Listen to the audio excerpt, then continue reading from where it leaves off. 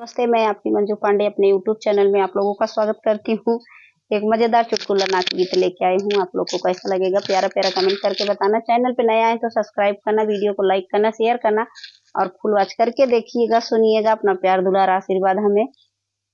भरपूर दीजिएगा।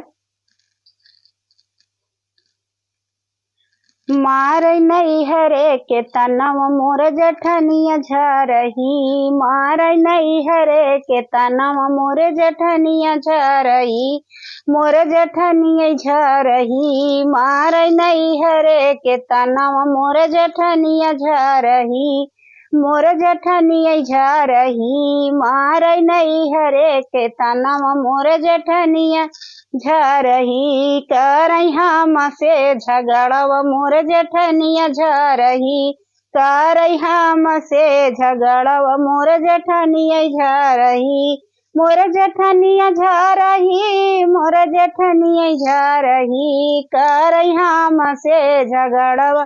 मोर जठनिया झरही, मार नहीं हरे के तनवा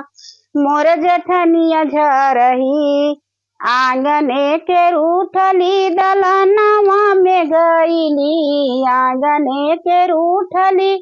दलनवा में गईली, दलनवा में गईली, दलनवा में गईली, मोर जेठव झूलमी, मोर जेठव झूलमी, हमारी रहिया निहार,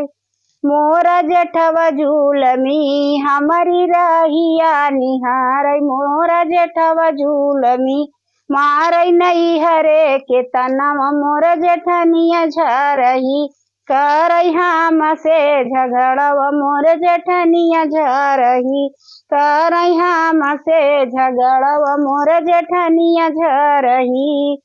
आंगने के रूठली वो सारवा में गईली, आंगने के रूठली वो सारवा में गईली, वो सारवा में गईली, वो सारवा में गईली, मोर देवर झूलमी, मोर देवर झूलमी, पकड़ई हमारा इकलैया, मोर देवर झूलमी, पकड़ई हमारा इकलैया, मोर देवर झूलमी,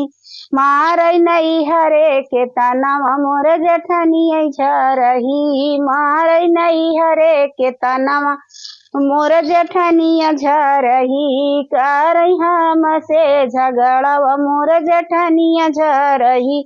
करई हम से झगड़व मोर जठनिया झरही। आंगने के रूठली घरवा में गईले, आंगने के रूठली घरवा में गईले, मोर प्यारे सजना मोर दुलारे बालमा, हम दुलार लड़ी कन के नैया, मोर प्यारे बालमा दुलार लड़ी कन के जैसे, मोर प्यारे सजना समझाव लड़ी कन के जैसे, हमारे प्यारे बालमा